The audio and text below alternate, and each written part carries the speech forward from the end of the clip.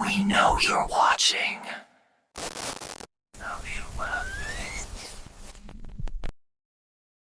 It started as a hum. Not a loud one, just low and constant, like the buzz of an old refrigerator or distant machinery. Nothing that screamed danger, nothing that told me to leave. But it was always there. Sitting at the edge of silence like it had been waiting for me to notice. I first heard it 3 nights ago, lying in bed at 2 a.m. scrolling through my phone, the room dead quiet except for that buzz. I paused my video. Still there. I turned off the fan. Still there. I held my breath, and it got louder, like it hated being ignored. It wasn't coming from outside, it was coming from beneath the floor. I live on the 3rd floor. There's no basement under me. No boiler. Just space. The floor shouldn't hum. But it did. The 3rd night, things changed. I was lying in bed, staring at the ceiling, when the hum stopped. Just like that. Total silence. For one moment, I felt peace. Then I heard it. Chewing. Wet. Guttural. Something under the bed, grinding bones between teeth. I froze. I didn't breathe. I could hear the saliva sloshing. I forced myself to move. I flipped on the light, yanked up the rug, and pulled open the wooden floor panel beneath. There was a hole. Not a crack. Not a gap. A perfect, circular hole, about 2 feet wide, and inside it wasn't insulation or pipes, it was flesh. Living, twitching, veined red flesh, like the apartment had organs.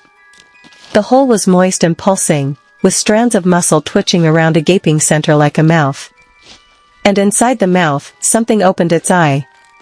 A single, human-sized eye, yellowed, veiny, with a vertical pupil.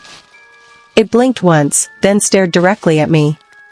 Then I heard it speak, not with words but with a vibration in my bones, feed. I slammed the panel shut.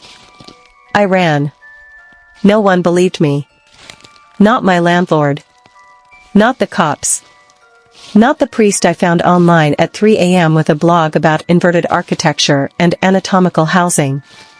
They all said the same thing, take your meds, get some sleep, see someone. But I know what I saw. I tried to leave the next day. Packed a bag. Tried to walk out. Didn't work. The door opened to the same hallway. No matter which direction I walked, left, right, down the stairs, I came back to my own front door. I tried the window. Fog outside. Not mist. Meat fog. Something thick was moving in it. That night, the hum came back. But it wasn't beneath me anymore. It was in the walls. The paint started bubbling. The ceiling sagged like soft tissue. I could see veins pumping behind the drywall. My apartment was changing. Or maybe I was. My fingernails slid off like they'd melted. I didn't bleed. My tongue turned black for 2 hours and then returned to pink, like it had shed its skin. My reflection lagged behind my movements. When I touched my chest, I couldn't feel my heartbeat, but I could feel someone else's. That night, I heard my own voice calling from the kitchen, "Hey. Come here. It's okay. Just come look." Same cadence. Same phrasing. But too smooth. Like it was trying to remember how I sounded. I didn't move. It got angry. The walls rippled. The floor hissed. Something grew out of the sink, a long, bone-white limb covered in tiny, clacking teeth. It reached toward me, gnashing, giggling in my voice. I broke it with a hammer until it stopped. When I checked in the morning, the kitchen was clean. No blood. No bone. Just a single note on the counter in my handwriting, "It's already inside you." Now? Now it's all falling apart. The apartment breathes in sync with me. The walls throb with my pulse. When I cry, the ceiling leaks. I haven't eaten in 3 days, but I'm not hungry.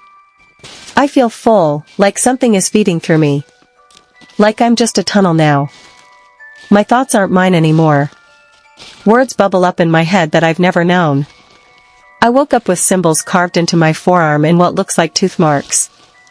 Last night, I passed out on the floor. When I opened my eyes, I was underground, in the flesh tunnel again. Only this time, it wasn't a dream. I could smell it. Hear it. I saw others, too. Twisted shapes crawling through the tunnels, their arms fused to their torsos, eyes stretched across their chests. They didn't look at me, they looked through me. Like we were all part of the same thing. I think we are. I don't know what day it is. I don't know where I am.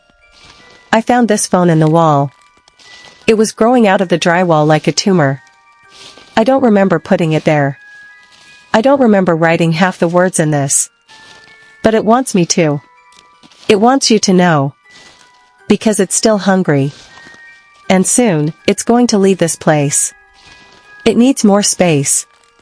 More mouths. More bodies. So if you hear humming beneath your floor, don't investigate. Don't open the panel. Don't listen to the voice that sounds like yours. Just leave. Because if you don't, it will open its eyes. And it will wear you like skin.